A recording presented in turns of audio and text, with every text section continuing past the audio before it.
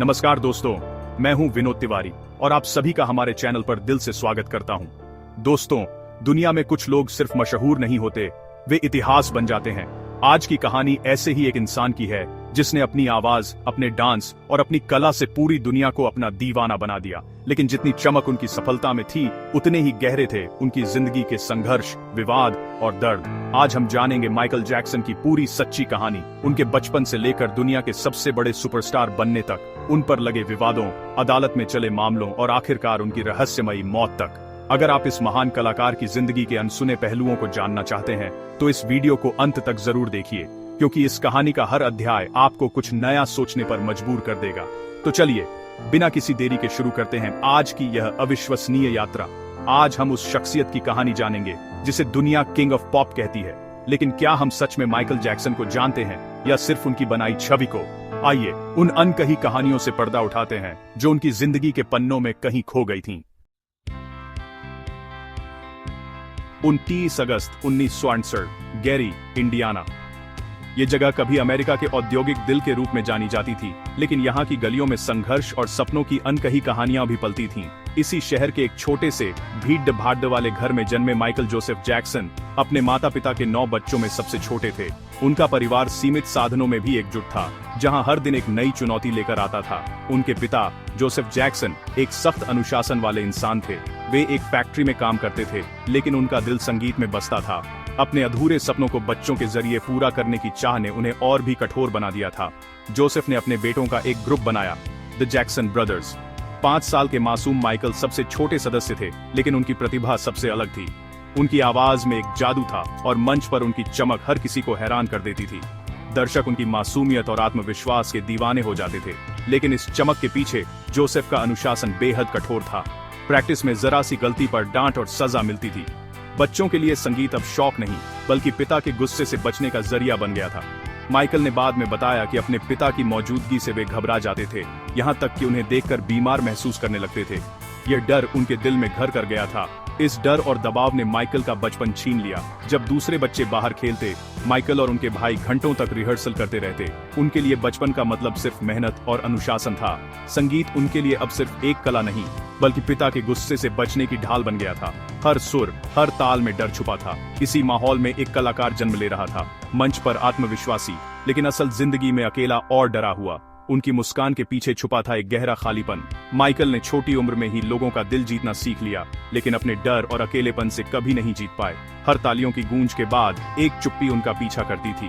उनके पिता का सख्त रवैया एक तरफ उन्हें अनुशासन और परफेक्शन सिखाता, तो दूसरी तरफ उनका आत्मविश्वास तोड़ देता। यह द्वंद्व उनके व्यक्तित्व में हमेशा बना रहा। यही विरोधाभास उनकी पूरी जिंदगी में छाया रहा, जिसने उन्हें जटिल और रहस्यमयी बना दिया। बचपन की ये परछाइयां उनके साथ हमेशा रहीं। ये सिर्फ शुरुआत थी, एक ऐसे सफर की जिसमें हर मोड़ पर एक नया इम्तिहान उनका इंतजार कर रहा था। गैरी की गलियों से शुरू हुई यह यात्रा दुनिया के सबसे बड़े मंच तक पहुंचने वाली थी। 1960 के दशक के अंत तक जैक्सन परिवार गैरी के टैलेंट शो और क्लबों में मशहूर हो चुका था। हर हफ्ते वे अलग अलग शहरों में परफॉर्म करते और धीरे धीरे उनकी पहचान एक साधारण परिवार से हटकर एक उभरते हुए म्यूजिकल ग्रुप के रूप में बनने लगी थी। उनके टैलेंट और मेहनत ने उन्हें स्थानीय स्टार बना दिया था, लेकिन असली सफर तो अभी शुरू होना था। अब वे जैक्सन 5 थे और नन्हे माइकल लीड सिंगर। उनकी मासूमियत और जबरदस्त एनर्जी ने हर किसी का दिल जीत लिया। माइकल की आवाज में एक अलग ही जादू था जो सुनने वालों को बांध लेता था। उनकी स्टेज पर मौजूदगी और आवाज ने सबको दीवाना बना दिया। हर शो में भीड़ उमड़ पड़ती थी और लोग उनकी परफॉर्मेंस देखने के लिए घंटों इंतजार करते थे। जैक्सन 5 की एनर्जी और कोरियोग्राफी ने उन्हें बाकी बैंड से अलग बना दिया। 1959 में मोटाउन रिकॉर्ड्स ने उन्हें साइन किया। यह उनके करियर का सबसे बड़ा मोड़ था। मोटाउन के साथ जुड़ते ही जैक्सन 5 को नेशनल प्लेटफॉर्म मिल गया और वे अमेरिका भर में पहचाने जाने लगे। उनका पहला single I want you back billboard chart पर नंबर 1 पर पहुंचा। यह एक ऐतिहासिक पल था। इतनी कम उम्र में इतनी बड़ी सफलता बहुत कम लोगों को मिलती है। इसके बाद ABC, I'd Love You Save जैसे गाने आए, जिनकी धुनें हर गली मोहल्ले में गूंजने लगी। जैक्सन 5 के गाने बच्चों से लेकर बड़ों तक सबकी जुबान पर थे और I Will Be There जैसे गानों ने भी वही कामयाबी दोहराई। हर नया गाना पुराने रिकॉर्ड्स तोड़ता गया और जैक्सन 5 एक के बाद एक हिट देते गए। द जैक्सन 5 अमेरिका का सबसे बड़ा म्यूजिकल सेंसेशन बन गया और माइकल उसके दिल की धड़कन। हर अखबार, हर रेडियो स्टेशन पर उन्हीं की चर्चा थी। लेकिन इस सफलता के पीछे माइकल और उनके भाइयों पर काम का भारी बोझ था। Recording, tour, TV show, interview. उनकी दिनचर्या आम बच्चों से बिल्कुल अलग थी और उन्हें लगातार परफॉर्म करना पड़ता था। माइकल ने महसूस किया कि उनका बचपन उनसे छीना जा रहा है। वे अक्सर सोचते कि क्या कभी उन्हें भी आम बच्चों की तरह खेलने का मौका मिलेगा। उनका स्टूडियो ही स्कूल था, स्टेज ही खेल का मैदान। संगीत ही उनकी दुनिया बन गई थी और बाकी सब पीछे छूट गया था। वह लोगों से घिरे रहते थे, लेकिन अंदर से बेहद अकेले थे। भीड़ में भी उन्हें अपनी तन्हाई महसूस होती थी। इस दौर ने उन्हें स्टारडम का स्वाद तो चखाया, लेकिन साथ ही यह भी सिखाया कि शोहरत अपने साथ एक पिंजरा लेकर आती है। हर मुस्कान के पीछे एक दर्द छुपा था, जिसे बहुत कम लोग समझ पाए। शायद यही अकेलापन था जिसने उन्हें अपनी अलग दुनिया नेवरलैंड बनाने के लिए प्रेरित किया। नेवरलैंड उनके लिए सिर्फ एक घर नहीं, बल्कि खोए हुए बचपन की तलाश थी। 1970 के दशक के अंत तक माइकल को महसूस होने लगा कि दी जैक्सन 5 के साथ उनकी रचनात्मकता सीमित हो रही है। वे अपने संगीत और पहचान को एक नई दिशा देना चाहते थे। बचपन से ही मंच पर चमकने वाले माइकल अब खुद को एक कलाकार के रूप में स्थापित करना चाहते थे, जो अपने परिवार की छाया से बाहर निकल सके। 1977 में क्विंसी जोन्स के साथ उनका पहला solo adult album on off the wall आया। इस एल्बम ने न सिर्फ उन्हें पॉप सुपरस्टार बना दिया, बल्कि यह भी दिखा दिया कि माइकल अपनी अलग पहचान बना सकते हैं। Don't stop till you get enough and rock with you जैसे गानों ने उन्हें नई ऊंचाइयों तक पहुंचाया। लेकिन माइकल संतुष्ट नहीं थे। वे जानते थे कि वे इससे भी ज्यादा कर सकते हैं।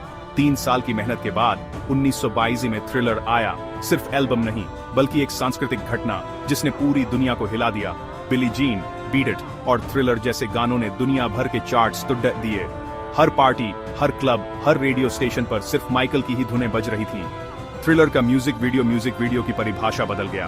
पहली बार एक वीडियो ने कहानी, डांस और सिनेमा को एक साथ जोड़ दिया। 1913 में मोटाउन 25 पर पहली बार मून वॉक दिखाया, एक पल जिसने उन्हें लेजेंड बना दिया। उस रात पूरी दुनिया ने एक नया डांस आइकन देखा। उन्हें किंग ऑफ पॉप का खिताब मिला। हर अखबार, हर मैगजीन, हर फैन उनकी दीवानगी में डूबा था। अब वे सिर्फ गायक नहीं, एक वैश्विक घटना बन चुके थे। उनके कंसर्ट्स में लाखों लोग उमद्दा पद्दाते थे। हर देश में उनके फैंस की भीड़ लग जाती थी। लेकिन इस सफलता ने उन्हें सबसे मशहूर और सबसे अकेला इंसान भी बना दिया। भीड़ के बीच भी वे अक्सर खुद को अकेला महसूस करते थे। अब वे आम लोगों की तरह कहीं नहीं जा सकते थे। हर जगह सुरक्षा, हर जगह भीड़, हर जगह पहचान छुपाने की कोशिश, हर कदम पर कैमरे, हर नजर उन पर। उनकी हर हरकत खबर बन जाती थी, हर मुस्कान सुर्खियों में आ जाती थी। माइकल ने खुद के चारों ओर दीवारें खद्दी कर लीं, अपनी अलग दुनिया नेवरलैंड बसाई। यहाँ वे बच्चों के साथ खेलते, जानवरों के बीच वक्त बिताते और बचपन की मासूमियत को फिर से जीने की कोशिश करते। लेकिन क्या यह दुनिया उन्हें सुकून दे पाई, या यह सिर्फ एक सोने का पिंजरा था? शायद शोहरत की इस ऊंचाई पर भी माइकल अपने अकेलेपन से कभी बाहर नहीं निकल पाए। माइकल की शोहरत जितनी बढ़ी, उनकी निजी जिंदगी उतनी ही अकेली होती गई। उन्होंने कैलिफोर्निया में नेवरलैंड रैंच खरीदी, एक जादुई दुनिया जिसमें अम्यूजमेंट पार्क, चिड़ियाघर, मूवी थिएटर थे। यहाँ माइकल अपने खोए बचपन को फिर से जीना चाहते थे। वे बीमार और गरीब बच्चों को बुलाते, उन्हें खुशियां देते। नेवरलैंड उनके लिए पनाहगाह थी, जहाँ वे सिर्फ माइकल थे, किंग ऑफ पॉप नहीं। बच्चों की मासूमियत में उन्हें सुकून मिलता था। लेकिन दुनिया को यह अजीब लगा। लोगों ने सवाल उठाने शुरू कर दिए। उनकी मासूम दुनिया शक के घेरे में आ गई। इसी दौरान माइकल का हुलिया भी बदलने लगा। त्वचा का रंग हल्का, चेहरे की बनावट बदलती। मीडिया ने कहा वह अपनी पहचान मिटा रहे हैं, लेकिन असल में उन्हें विटिलिगो नामक बीमारी थी। एक विज्ञापन की शूटिंग में लगी चोटों के बाद उन्हें कई सर्जरी करवानी पड़ी। मंच पर वे लाखों के दिलों पर राज करते थे, लेकिन मंच से उतरते ही बेहद अकेले थे। 1980 के दशक के अंत में माइकल के बदलते रूप और निजी जिंदगी ने मीडिया में बहस छेद आंच दी। उनकी हल्की होती त्वचा, प्लास्टिक सर्जरी की खबरें और अजीब जीवन शैली सुर्खियों में थीं। अफवाहें थीं कि वह अपनी पहचान मिटाना चाहते हैं। माइकल ने सफाई दी, लेकिन उनकी आवाज दब गई। ओपरा विन्फ्रे को दिए इंटरव्यू में उन्होंने पहली बार बताया कि उन्हें विटिलिगो है। उन्होंने यह भी बताया कि चोटों और हादसों के कारण कुछ सर्जरी करवानी पड़ी, लेकिन दुनिया ने उनकी सफाई को बहाना समझा। मीडिया ने उन्हें वैको जैको जैसे नाम दिए। उनकी हर हरकत को सनक बताया गया। ऑक्सीजन चैम्बर, पालतू चिंपांजी, अजीब आदतें, हर बात को बढ़ा चढ़ाकर पेश किया गया। माइकल इससे आहत थे। मानसिक दबाव उनके प्रदर्शन और सेहत पर असर डालने लगा। ये विवादों की शुरुआत थी, एक ऐसा तूफान जो उनकी जिंदगी को हिला देने वाला था। 1993 माइकल जैक्सन पर एक 13 साल के लड़के के यौन शोषण का आरोप लगा। खबर जंगल की आग की तरह फैली। उनकी छवि पल भर में दागदार हो गई। माइकल ने आरोपों से इनकार किया, इसे पैसे के लिए षड्यंत्र बताया। टूर रद्द हुआ। वे दर्द निवारक दवाओं पर निर्भर हो गए। वकीलों की सलाह पर मामला अदालत के बाहर सुलझाया गया। समझौते के बावजूद आपराधिक जांच चली, लेकिन सबूतों के अभाव में कोई आरोप नहीं लगा। इस घटना ने माइकल को अंदर तक तोड़ दिया।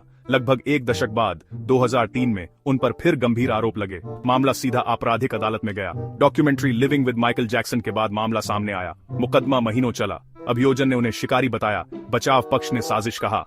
13 जून 2005 को जूरी ने उन्हें सभी आरोपों से निर्दोष पाया। अदालत ने बरी किया, लेकिन क्या दुनिया ने कभी माफ किया? इस लड़ाई ने उन्हें शारीरिक, मानसिक और आर्थिक रूप से तोड़ दिया। अदालत से बरी होने के बाद माइकल अमेरिका छोड़कर बहरीन और आयरलैंड चले गए। वे लगभग गुमनाम हो गए थे। कानूनी लड़ाई और कर्ज ने उन्हें तोड़ दिया था। नेवरलैंड अब एक बुरा सपना बन चुका था। कई सालों बाद माइकल ने वापसी का फैसला किया। मार्च 2009 में उन्होंने लंदन में दिस इज इट कॉन्सर्ट्स की घोषणा की। यह उनका फाइनल कर्टन कॉल था। टिकट मिनटों में बिक गए। माइकल का जादू बरकरार था। लॉस एंजल्स में रिहर्सल शुरू हुई। 50 साल की उम्र में भी उनकी ऊर्जा और जुनून कमाल का था। वह सिर्फ एक शो नहीं, बल्कि एक अनुभव तैयार कर रहे थे। लेकिन इस चमक के पीछे उनकी सेहत बिगड़ रही थी। वजन कम, नींद की समस्या, शक्तिशाली दवाओं का सहारा। आसपास के लोग चिंतित थे, लेकिन शो का दबाव बहुत था। हर कोई मान रहा था कि माइकल मंच पर आते ही सब ठीक कर देंगे। किसी ने नहीं सोचा था कि यह रिहर्सल उनकी जिंदगी का आखिरी परफॉर्मेंस बन जाएगी।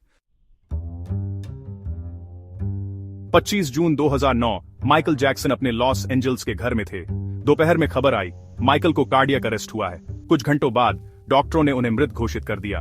किंग ऑफ पॉप अब इस दुनिया में नहीं रहे। उनकी मौत की खबर ने पूरी दुनिया को झकझोर दिया। प्रशंसक सड़ी एचकों पर, इंटरनेट जाम, न्यूज चैनल्स पर सिर्फ एक ही खबर। हर कोई यही पूछ रहा था, ये कैसे हुआ?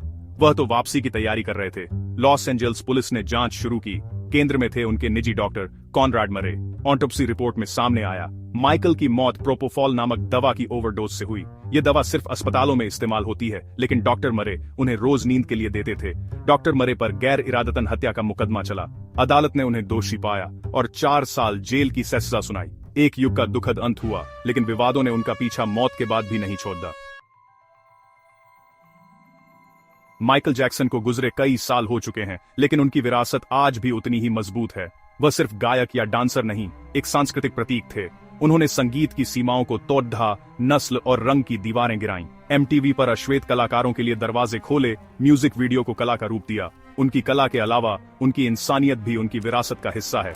उन्होंने अपनी कमाई का बड़ा हिस्सा चैरिटी में दिया। वी आर द वर्ल्ड जैसे गानों से भूख और गरीबी के खिलाफ आवाज उठाई। नेवरलैंड के दरवाजे जरूरतमंद बच्चों के लिए खोले। उनकी जिंदगी विवादों से भरी रही, लेकिन उनका संगीत हमेशा प्रेम और उम्मीद का संदेश देता रहा। आज भी उनका मून वॉक डांसर्स के लिए प्रेरणा है। नई पीढ़ी के कलाकार उन्हें आदर्श मानते हैं। उनकी कहानी याद दिलाती है, शोहरत के पीछे भी एक इंसान होता है जो दर्द और अकेलेपन से जूझता है। सितारे टूट सकते हैं, लेकिन उनकी रोशनी हमेशा कायम रहती है, माइकल जैक्सन की तरह। दोस्तों, उम्मीद करता हूं कि आपको माइकल जैक्सन की यह सच्ची और प्रेरणादायक कहानी पसंद आई होगी। अगर इस वीडियो से आपको कुछ नया जानने को मिला हो, तो कृपया इस वीडियो को एक लाइक जरूर करें। आपका एक लाइक हमें और भी बेहतर और ज्ञानवर्धक डॉक्यूमेंट्री बनाने की प्रेरणा देता है। अगर आपको लगता है कि यह कहानी और लोगों तक पहुंचना चाहिए, तो इसे अपने दोस्तों और परिवार के साथ शेयर भी करें। और अगर आपने अभी तक हमारे चैनल को सब्सक्राइब नहीं किया है, तो आपसे विनम्र निवेदन है कि कृपया सब्सक्राइब कर लीजिए और साथ में बेल आइकन भी दबा दीजिए, ताकि हमारी आने वाली ऐसी ही सच्ची, रोचक और जानकारी से भरपूर डॉक्यूमेंट्री सबसे पहले आप तक पहुंच सके। मैं हूं विनोद तिवारी। आपके प्यार, समय और सहयोग के लिए दिल से धन्यवाद। फिर मिलेंगे एक नई और शानदार सच्ची कहानी के साथ। तब तक के लिए अपना और अपने परिवार का ख्याल रखिए। नमस्कार।